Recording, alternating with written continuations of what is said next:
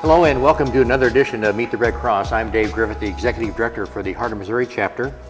And on our show today we have two guests. And my first guest on the show is Amanda Schlottach. And Amanda is our Blood Services Rep for the Missouri and Illinois region. She'll be telling us about blood services and how you can be a blood donor as well. And then joining us on the second half of the show is Mary Frank. And Mary was our Heart of a Hero blood recipient back in 2011, and she's going to join us to talk with us about her life of giving blood and how important that is to her. So stay tuned for both of those. And Amanda, welcome to the show. Thank you glad very to have much. you with us today. Thank you for having me. As our audience knows by now, one of the things that I'd like to do at the very beginning of our show is to have my guest tell us a little bit something about you and your background. So. Okay. Well, my name is Amanda Schlottach. I've been with Red Cross for 3.5 years, but outside of Red Cross, I live in Owensville, Missouri, have been born and raised there, graduated high school there, and moved to Columbia to receive my degree, which is in speech communication. So I've been out of school for a couple of years now and working, and on a personal note, I'm getting married this fall. So September 27th is coming up rather quickly for me, but that'll be the big news. Your fiance, your new name is going to? My new last name will be Okenfoos. So I'm not really gaining anything except moving up a couple letters in the alphabet. So that's kind of the ongoing joke between he and I. But he is currently a math teacher at the high school there in Owensville and a football coach. So we will start our lives there and see where things take us. And tell us about your position with the Red Cross. So my position with Red Cross is the Donor Recruitment Representative, which is basically a very fancy way of saying that I coordinate the blood drives. So the blood drives that you see at your local churches, at your schools, anything sponsored by civic organizations, my responsibility is to schedule those blood drives and help in terms of recruiting the donors. So the activities that go on that day in terms of the medical aspect of it, I am not responsible for any of that. I just do all of the recruitment and the public relations work prior to the blood drive. So I start about 2 months from the date of a blood drive, starting the planning and making sure that we have all of the details ironed out and hope for a successful blood drive event. And how do you identify who those sources are, where you have your blood drives? They are anywhere and everywhere. A lot of times our high schools are big blood drive participants for us. Our blood donors range from 16 years old all the way up to, there is no upper age limit. But a lot of times our high schools are good participants for us. Churches oftentimes have good blood drives, as well as your civic organizations like your Lions Clubs, your Knights of Columbus. They are big sponsors for us as well. So we will partner with anybody as long as they are willing to partner with us and have motivation to help save lives. We have an open door policy. You mentioned high schools, and I know when I was growing up, that didn't seem to be a big thing at high school. So when did that get its start? You know, I've been doing this for 3.5 years, and the high schools are one of my favorite groups to work with because it's instilling that passion and that cause when they are early and when they are first able to donate. You can donate blood when you are 16, like I had mentioned, but it's really starting them early so that they become good blood donors for us. They come in the habit, and then they will continue throughout their life. The trend usually goes that our high school, our 16, 17, and 18-year-olds will donate blood because the blood drives are there at the schools. It's very convenient for them. But when they kind of go through life and transition and change happens, we oftentimes lose those blood donors due to relocation for jobs, or they're getting married, or they're having children. So that time period is kind of challenging, but then when things settle down in life, they tend to come back and be regular blood donors for us.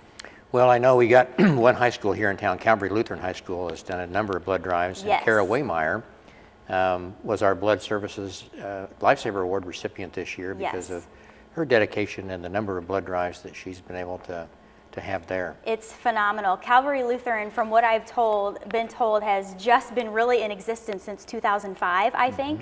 And they started with an attendance of 9 students, if I'm not mistaken. And now they have completely blossomed, and their enrollment, I think, is up over 100 somewhere. So they are wonderful partners with us. Their blood drives are phenomenal. Their students really take responsibility and ownership of the blood drive, which makes it successful, and we can help save more lives that way.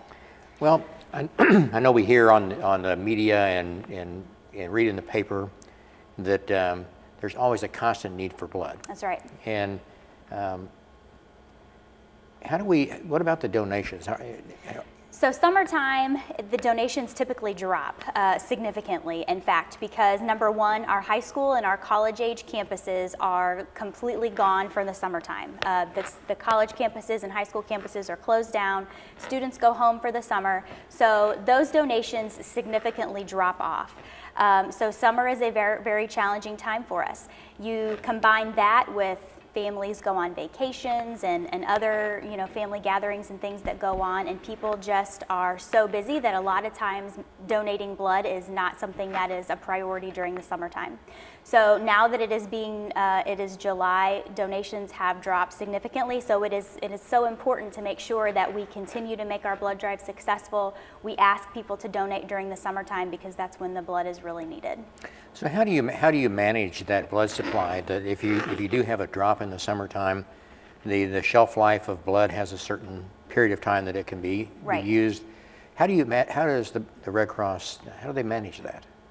Well, for me, my job gets a lot harder in the summertime because it is simply going out and trying to be creative in how you can get more people involved in a blood drive. Is it having a blood drive at a church on a Sunday where people are already coming for worship services, so let's have a blood drive in conjunction with that. So it's really kind of getting your creative juices to flow and thinking outside of the box and making it convenient but productive for people as well.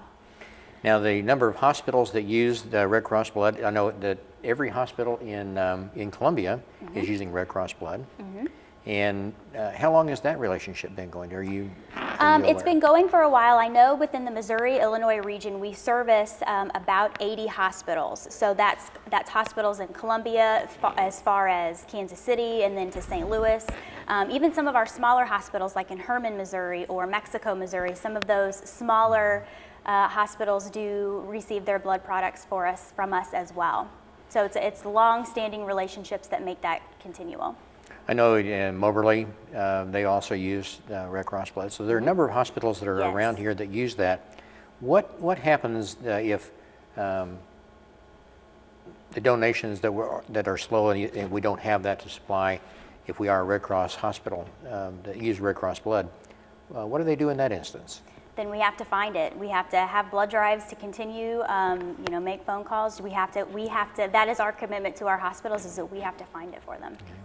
Now, I know that we've got a big blood drive coming up here in July as well. Yes, July 31st, we are having a blood drive out at the community room at Capitol Mall, and we are doing an annual St. Louis Cardinals event, but we are also honoring a local teenager. His name is Hudson Lee, who has been diagnosed with cancer within the last year and is doing very, very well. But we are honoring him and asking people to come and donate blood in his honor to create an awareness for his situation and everybody else that is receiving blood products as well.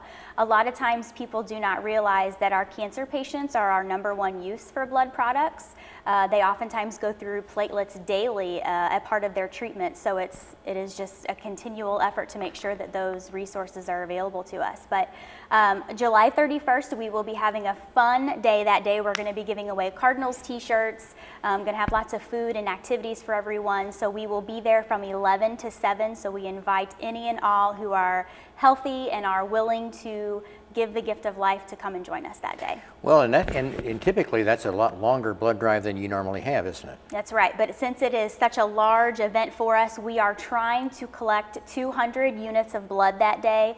The family is hoping that we top what we collected last year, and we actually collected 313 units last year.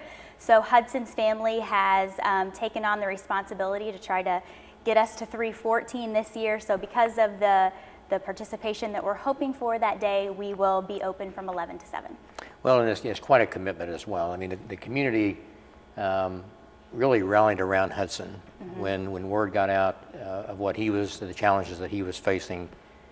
People were lining up, and now they have their own T-shirts that they wear and in support of him. And he was able to come to our Lifesaver Awards barbecue that we had a few weeks ago, and really looks good from what we saw him last year and how he looks today is. I just got the opportunity to meet him a couple of weeks ago. The family went on vacation, and before they left, we got together and I got to visit with him. But I was told that last year on the day of the blood drive, he was in the hospital receiving treatments that day. So it just kind of puts it in perspective how far he's come and how much impact the people here can make on that kind of a situation. Well, and in the area that we live in here in central Missouri, blood drives are a pretty common thing.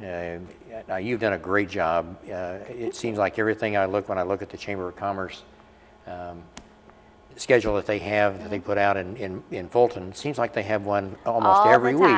So you've done a really good job of that. Well, thank you. And then I think we can take a lot of pride in that we have the largest blood drive in the entire country at the University of Missouri. That's right, and we are, believe it or not, my coworker Craig Jackson is responsible for coordinating those efforts, and believe it or not, that is a year in the making. So it is a continual planning and effort with the students and with our Red Cross staff to make sure that that event goes off without a hitch. So that'll be coming up in October as well.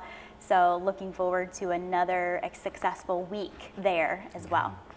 Well, our first part of our show went by pretty quickly. It did. So we're going to take just a short break, and we'll be back. And Mary Frank is going to join us for the second half of our show and tell us her story. And we'll talk more about how you too can be a blood donor. So stay with us.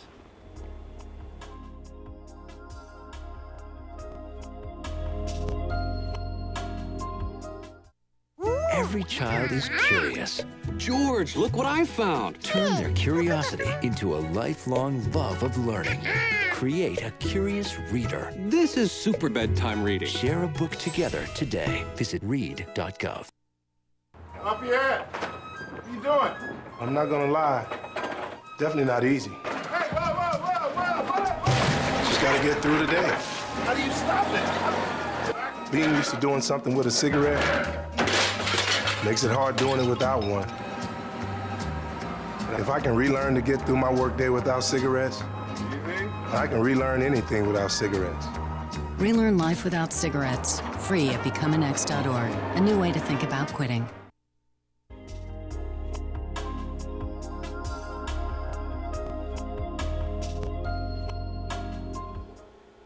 Welcome back to Meet the Red Cross. I'm Dave Griffith, the Executive Director for the Heart of Missouri chapter, and joining me on the second half of our show is Mary Frank, and we've also asked Amanda to stay on the show with us, and so we'll have both of them. And so welcome to Meet the Red Cross. Well, thank you, Dave. I'm glad to be here. Glad to have you here. As you've heard, and Mike is let you know, I'd like to have our audience find out a little bit something about yourself. So, Mrs. Frank, why don't you just tell us a little bit about your history?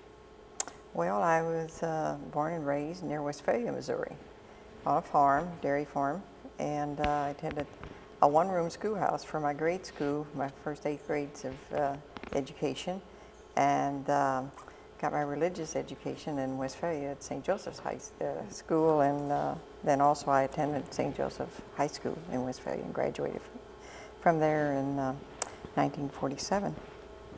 Then went on to have a year that I spent at MU in home ec class. And then, go on. Go ahead.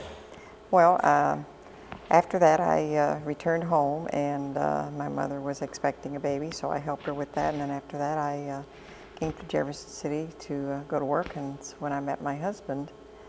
And that's also when I gave my first pint of blood. And you've been giving blood, well, almost continuously since then. You took a small break while you were having, how many children did you have? I had 14 children, 13 living. I lost one, a little boy that I was carrying when I had polio in 1954. So I have 13 living children. So you've been after you took a small break in there where you didn't give blood, and you obviously had a family to take care of. Right, I sure did. And then you got back to giving blood later on. Yes, I did. After after my childbearing the age was kind of over, so I started giving blood again.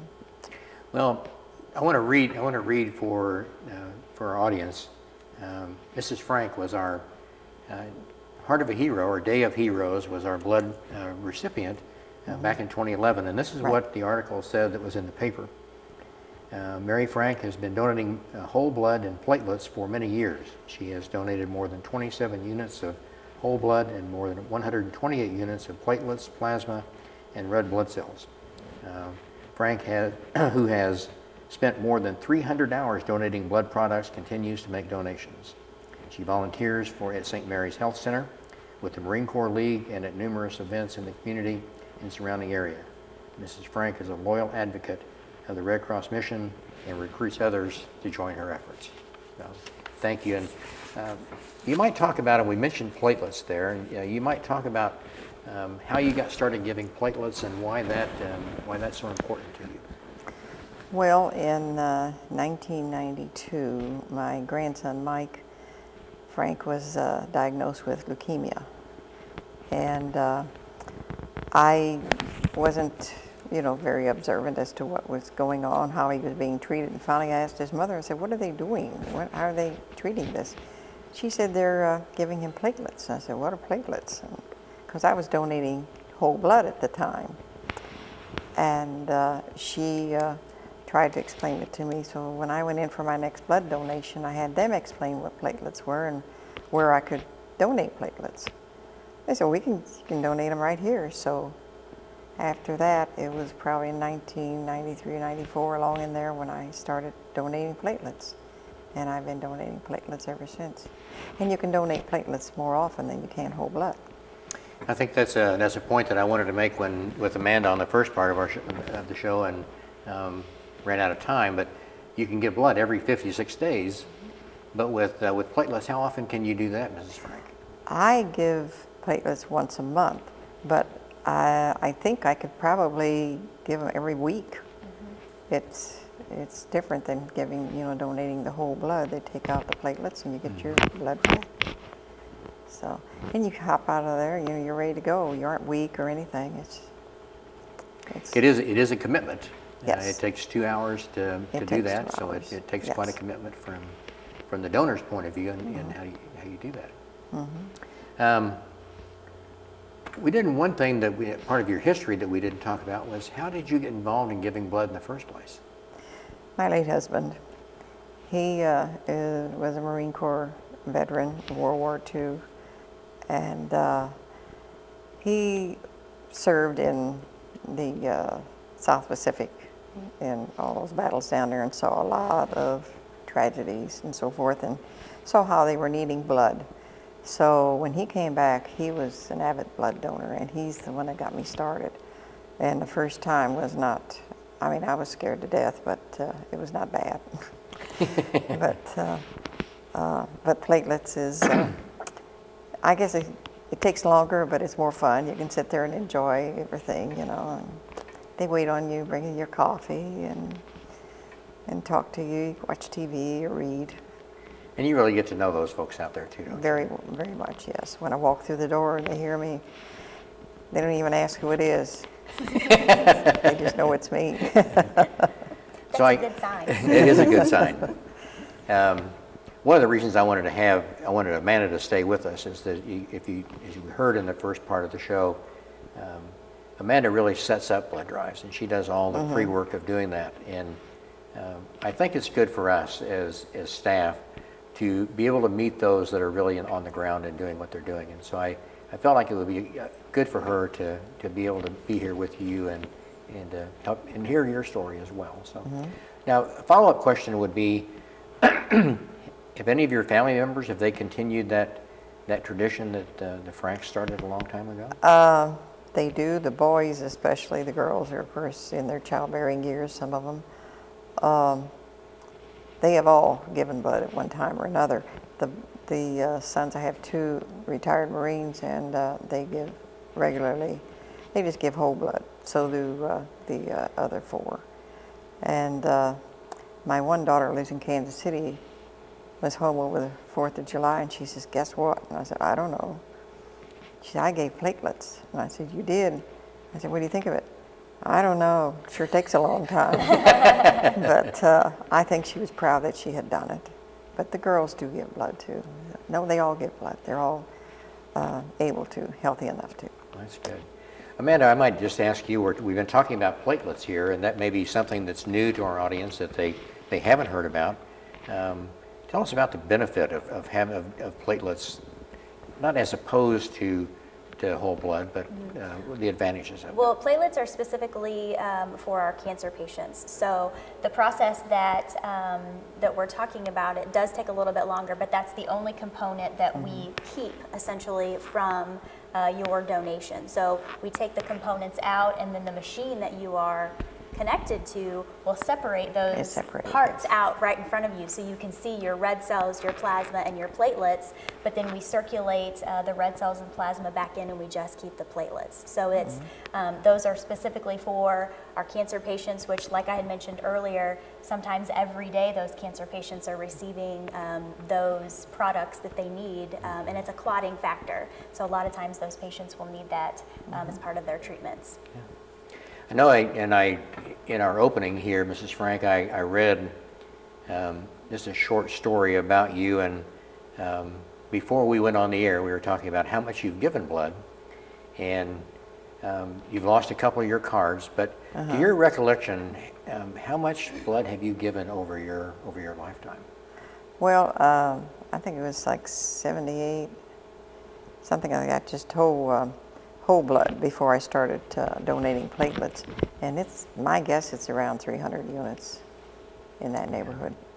Well, I have to say, as a blood services representative, we appreciate what you do. It is less than 5% of our population takes the time to give blood, whether it's whole blood, whether it's platelets, and it's that 5% of our population that has to ensure that our blood supply is stable. So we thank you very much for your continued support. It surely makes an impact, I promise you. Well, thank you. But when I give blood, I don't go just give 1 unit of platelets. They take 2, which is good too. Absolutely. But they can take 3, but they said I wasn't eligible for that, so getting too old. So I have to ask the question, have you ever thought about quitting giving blood? No. I haven't. At one time, my husband thought maybe I should maybe stop because of my age or something, but now they don't talk about age anymore. It's just if you're healthy. And no, I haven't. I haven't given blood now for 6 months because I had my knees replaced, but Friday I'm going back, starting in. Good. Now, I also talked about you receiving the chapter's Heroes Award for blood back in 2011. Tell me about that experience, just if you will. Well, there was a bit of being humble and also pride. I was humbled by the fact that I was healthy enough and able to donate blood. God, made me a healthy person, and I could donate blood and help a lot of people in need. And also then going back to the pride part of it, the fact that I was helping someone else to perhaps survive or just live a better life or be more healthy than what they were, and I received an award for doing so. So that was something. One of the common things that I've seen over the last 2.5 years since we've been involved with the Day of Heroes, the Heart of a Hero, and now Lifesaver Awards is that virtually every hero or every award recipient that we've given this to, they all say the same thing. I just did what was the right thing to do, and don't consider themselves to be a hero. But if it weren't for folks like you, the job that we do in the Red Cross would be so much harder to do. And like Amanda said, just a very small percentage of the American public give blood. I don't know, I think some people are afraid. There's nothing to be afraid of. It's very painless. And when we say that 1 unit of blood can save 3 lives, how powerful is that? That in what you do in giving the platelets that go to the cancer patients at a time when they're searching for somebody to help them. We're fortunate, we're blessed to have folks like you that step forward. Well, I just say, want to insert here that I just have to thank God that I'm healthy, that I can do it, and be able to help somebody else. Well, thank you so much. Well, we're running out of time. This time goes by so fast that when we have such interesting guests like what we had today, and I want to encourage you, at the end of this show for the last 2.5 years, I've always encouraged folks that if you would like to be a volunteer with the Red Cross, to give us a call or stop by our office, and we'll be glad to talk with you about how you too can become engaged with the Red Cross mission. But today I want to change that just a little bit and ask that you consider giving blood. If you have never given blood, call our blood services office that's over on Emerald Lane and talk with those folks over there, and they can explain to you what it takes and why that's so important.